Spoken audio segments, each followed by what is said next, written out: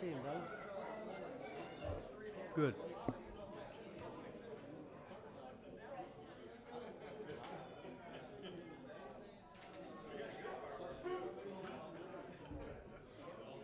Oh, oh yeah, that's right. I'm sorry.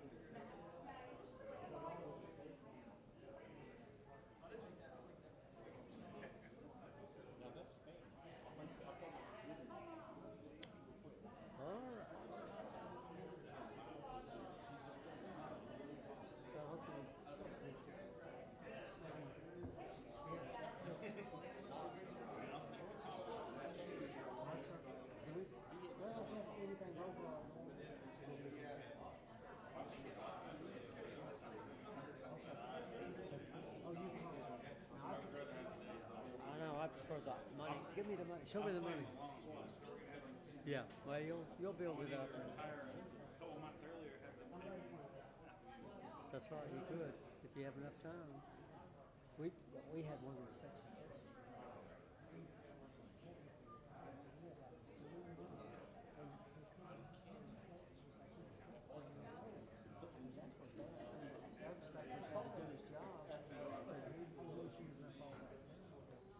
They couldn't hire a replacement because he was technically still employed.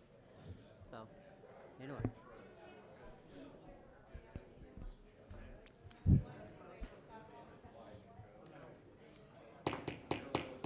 Okay, we're going to call to order the July 2025 meeting of the Homewood Planning Commission. If we could please start with a roll call. All right. Mr. Goulas. Here. Miss Andrus. Here. Mr. Broadhead. Here. Mr. Armstead. Here. Mr. Respento. Mr. Harwell. Miss Wilcott. Mr. Henninger. And Mr. Roberts. Here. Thank you, Mr. Goodwin. Next on the agenda, approval of minutes. We have two sets of minutes, one from April, one from May. I guess we can entertain separate motions on these. They look good to me. If they look good to everyone else, I'd entertain a motion to approve the April minutes without a formal reading. So moved. Second. All in favor? Aye. All opposed? Okay, the April minutes pass. Or the May minutes, again, I would entertain a motion So to approve moved. without a reading. Moved. Second. All in favor? Aye. Opposed? Okay, those minutes are approved as well. All right, next, communications from the chair and vice chair, Mr. Armstead. I don't have any communications. Okay, and I don't either. We have a pretty decent crowd tonight. If circumstances change and we have some long-winded speakers, we might reduce the period of time people can address us during the public portion. For now, we'll leave that alone. And with that, we can move on to new business. The first case is AD 250701, which is amended development plan, 124 South Point Drive. The applicant and owner is Matthew York. If Mr. York could come forward and state your case.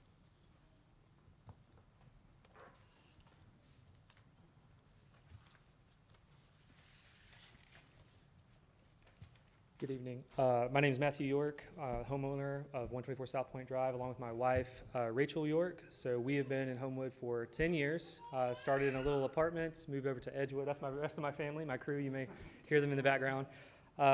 We started in a small apartment in Homewood. Always knew we wanted to own a home here. Ended up being fortunate enough to own one in Edgewood, and then moved to West Homewood about 4 years ago. In doing so, we've since had children. They attend Hall Kent, and it's been just an absolutely fantastic experience being in West. We've had a wonderful set of neighbors.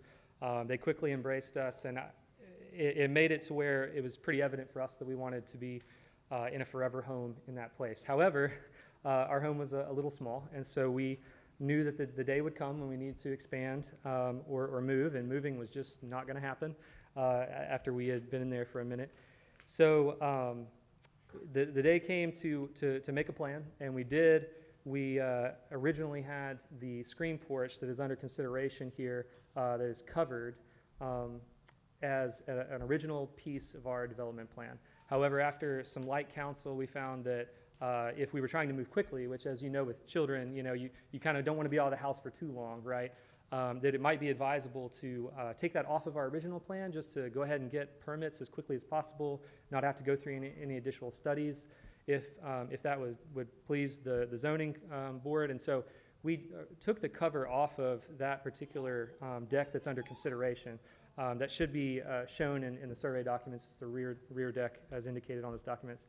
So when we took that off, we actually had a baby right after that, and so we were kind of out of commission for a moment, circled back after we found our footing with 4, and began the process of amending our plan, hopefully to get that covered again. And so in doing so, we spoke with Frank, we spoke with Emily, the zoning board, and we had a great experience with them. They told us what we needed to do to approach this committee for approval for that update, consideration. That included addressing the survey, which would have to change. So we went to the survey office, got an amended survey that shows the coverage. They also mentioned that we would need to investigate the impervious area that might be affected by that change. And so we requested that the survey committee, or the survey company look at that, and so they did, and they found that there would be no increase in any risk associated with the impervious area coverage. So at that point, we gathered all the required documents, we submitted into the committee for consideration, for the board consideration for passing it to you. From our understanding, that there's really no variance necessary, but it was something that the zoning board wanted to see in terms of whether or not this would have any negative impact on our community. In the meantime, we approached our neighbors about this just to make sure that they were okay with it, and we had 25 neighbors reach out to us in support. We have a big group chat, and everybody kind of piled in there and said, yes, add me to the list. So that's great, and I can submit that digitally to you if you like. But there are roughly 7 screened-in porches in our neighborhood. The neighborhood is fairly tight, so we don't think that it's out of character to do this. In fact, in many cases, we're further back than some of the other covered structures in our neighborhood. So that's kind of where we approach you today for consideration, and if you have any questions, I'd be happy to answer them. Thank you, Mr. York. And before we ask you any questions we have to open it up to the public. Okay. Before we get there, though, if we could get you to write your name and address on the pad in front of you, and that goes for everyone else here tonight. If you come forward either as an applicant or to speak on a case as a member of the public, if you would write your name and address on the piece of paper, it just helps us get all that straight when we put together our minutes. Thank you. Done. Thank you. All right. All right. This is a public hearing, so if anyone is here to speak on this case, this will be your opportunity to come forward. Okay, and seeing no one, and as I waited for Mr. York to get all the way back to his seat and just sit down, if you could come back up and answer any questions we have.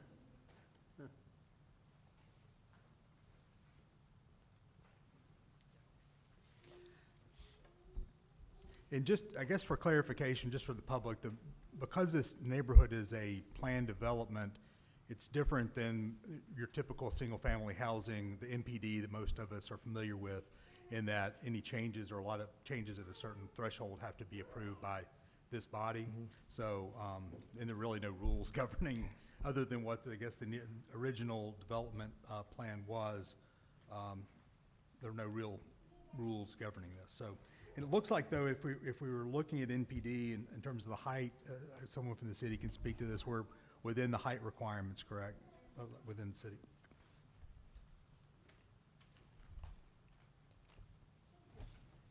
Yeah. So if this were an NPD lot, obviously they wouldn't have come to planning commission.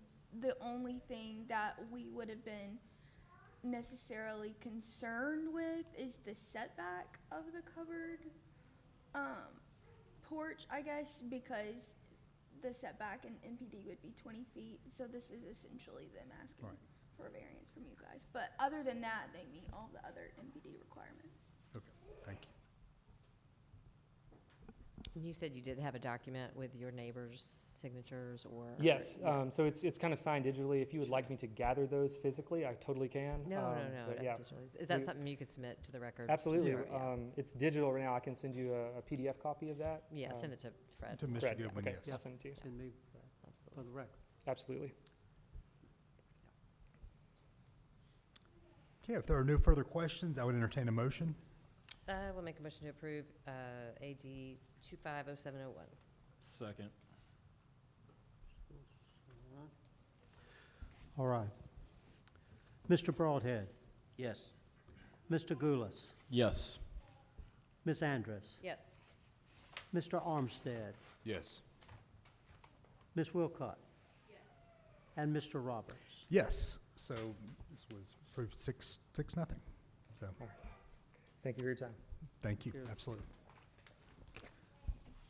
Okay, moving along, our next two cases are related cases, both having to do with, I'm looking for the address, oh, yeah, it's 1833 29th Avenue South. There's a, first case is RS 250704, which is a resurvey request. The other related case is RZ 250705, which is a request to rezone. Just so the public understands, the resurvey request is we make the final decision on that. We make a recommendation with respect to the rezone, which would then go, regardless of our vote, would still go to city council for final approval. So, with the applicant is Michael Moran. If he could come forward, if he's speaking to this case.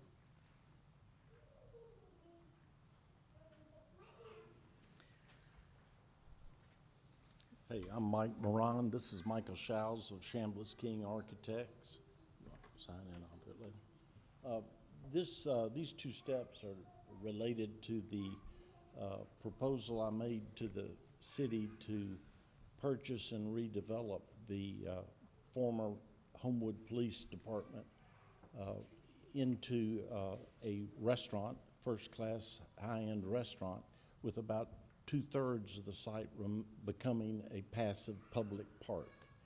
And I did this having heard for years what a number of people in Homewood wanted. They wanted to try to have a park in that location. A large group of people wanted a park. The city wanted to sell the property. The city wanted a one-story building, which is what we've committed to do. And the city wanted an income-producing asset, hopefully, which is what we expect this restaurant to become. So this was my attempt to try to customize a development to fit what I understood to be the majority of the city's wishes. And it was approved, I think, 9-2 by the city council. So that then led to the necessity of having the land broken apart into two separate parcels, and then ultimately the parcel that I want to put the restaurant on being rezoned for that use. And that's what these two provisions are related to. Okay, well, if there's nothing further from you at this point, we'll open up the public portion of this hearing. So if you're here from the public and here to speak on the case, this is your opportunity to come forward.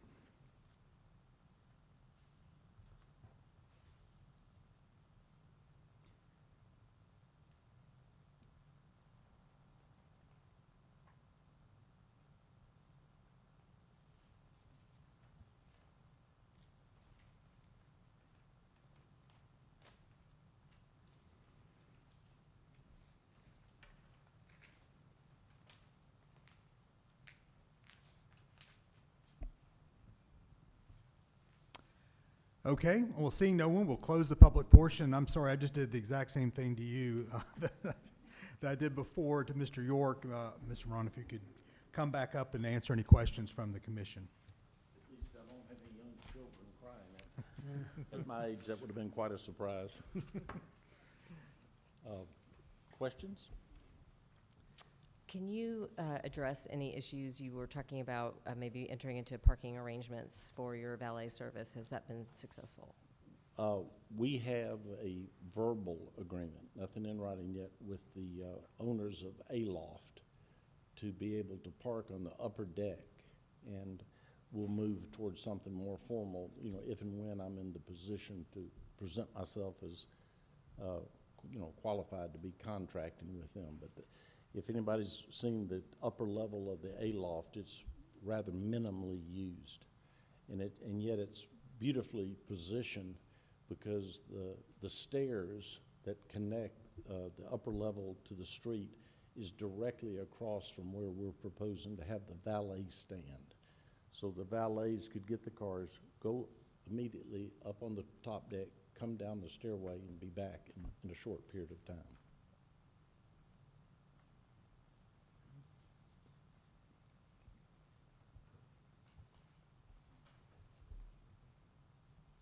I will mention, Mr. Chairman, and we discussed this in our pre-meeting, but just to give a little bit of background, you mentioned the Homewood Green Space Initiative. That was brought forth, it was it was like maybe 2017. I mean, it's been a while.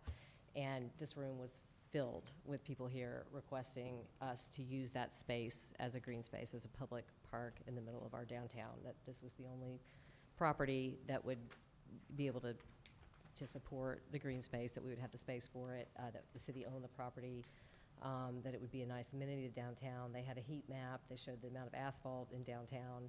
And, you know, as the Ward 5 representative, a very large portion of that group were my constituents. And so then they came again the night we signed this resolution, which was March 31st. So this resolution was passed by the council March 31st, and a lot of those folks showed up again that night in support of this green space. Thank you. I had a real quick question. Just I know this isn't a final development plan. This is more of a sketched out plan in terms of how things will be oriented. I noticed that there was an outdoor dining area kind of on on the east side of where the steakhouse would be, adjacent to what part of the parking part.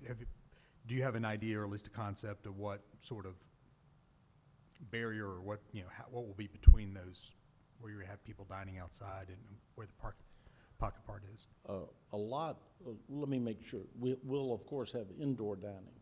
We'll have a good bit of dining outside but undercover, so that complete with shades and everything that would allow for use during inclement weather, but hopefully most of the time it would be up. Then Mike, I believe, has shown some outdoor dining not covered, and that would be to the east. So maybe you can, Yeah, I think there's the you're- sketch up there. Yeah, Right, just top referencing the area side. that says outdoor dining, that would be the uncovered portion. We're trying to create an outdoor room, so it's a form of low vegetation and hedging to some extent. We don't want to hide it, but Right. it's intended to be an acoustic barrier from the street, and then create kind of a soft visual barrier between anybody maybe using the park and dining at the same time, so that you don't feel like you're, interrupting either activity.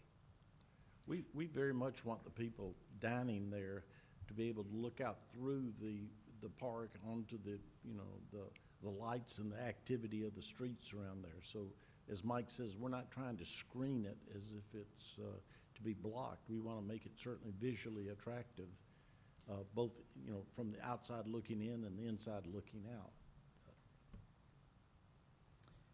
And it looks like the valets, as you described earlier, the valets coming from 19 or going in and out will at least leave the bigger part of that pocket park kind of undisturbed from activity. Where would you, I guess you'd have people coming in, if they're parking on the street, or just coming in whichever direction. I think it could be parking on the street. It could be parking in the surface level out, beyond Soho or the City Hall. It could be underneath the City Hall, which is I think a rather woefully used public parking. So I don't think there's a lack of parking, because I think with a upper end restaurant, we expect most of the activity to be at night, And I think, given those hours, I think there's a good bit of parking available, especially if you have valet service. The reason I'm especially interested in the A-loft is the proximity to the valets, not so much the absolute need for parking, but just the proximity.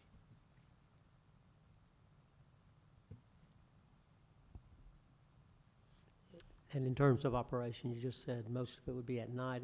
It will be open during the daytime as It well. will be, but I think on an upper-end restaurant like this, it would be more inclined to Yeah. be At night. much heavier at night.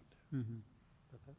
And probably a bit later at night than, some of the restaurants. This, won't be fast casual. This will be very much a first-class, white tablecloth type dining experience.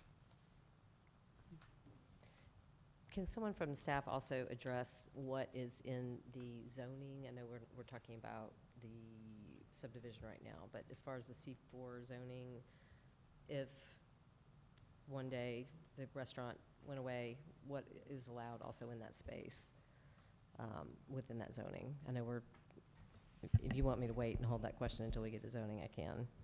Yeah, let us pull it up. Okay. See, you're just asking what Yes. uses are allowed in that zoning Mhm. classification? Yeah, I can pull it up. So, food and beverage, no drive-through, general retail is permitted. It looks like also a health and fitness studio would be permitted, a medical clinic or office. Some office use would be permitted, but there would be certain restrictions there. Professional services, personal services, which would be like an office space for maybe like architecture, or a personal service would be like a salon or studio. Government administrative offices. And indoor sport facilities, and that would be the last permitted use. So there are a few, but It's retail shopping district. It's the same zoning classification as everything on 18th Right. Street between 28th and. Right, you can see in looking at that zoning map, you can see the subject property outline, but all of those properties in purple to the west, that would be consistent with that zoning classification. And looking at the recommended land use plan calls for mixed use, so that would be compatible with that adopted land use plan as well. But the zoning classification would be consistent with all those retail businesses that you see outlined in purple to the west. Yep.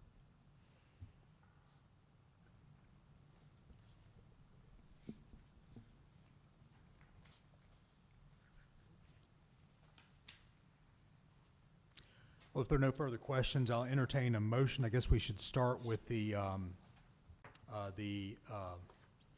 resurvey 250704.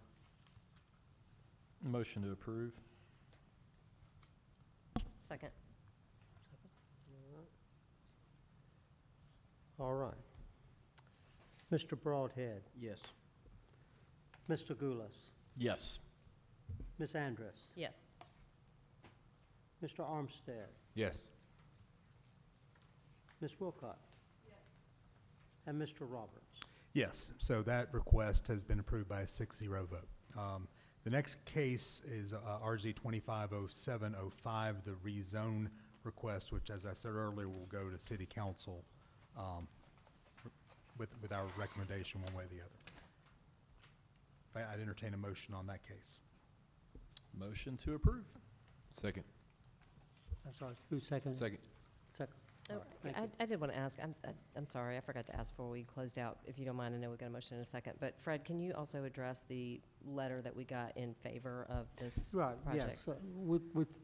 As with all zoning cases, we sent out notices of tonight's meeting to all property owners within 500 feet, which included all the condominium owners as well. So, but out of those, we really only received one comment, an email from one of these residents in the condominiums expressing support for both the park and and the proposed rezoning. So we did receive one out of, as I say, within 500 feet, but we've received no expressions of opposition. Okay. So Mr. Gulas made the motion, and it was seconded by Mr. Armstead. So now we'll take the roll call. Mr. Broadhead, Yes. Mr. Gulas, Yes. Ms. Andrus, Yes. Mr. Armstead, Yes. Ms. Wilcott, and Mr. Roberts. Yes, so your rezone request will go forward with a 6-0 positive recommendation to the city council. Thank you. Thank you. Thank you.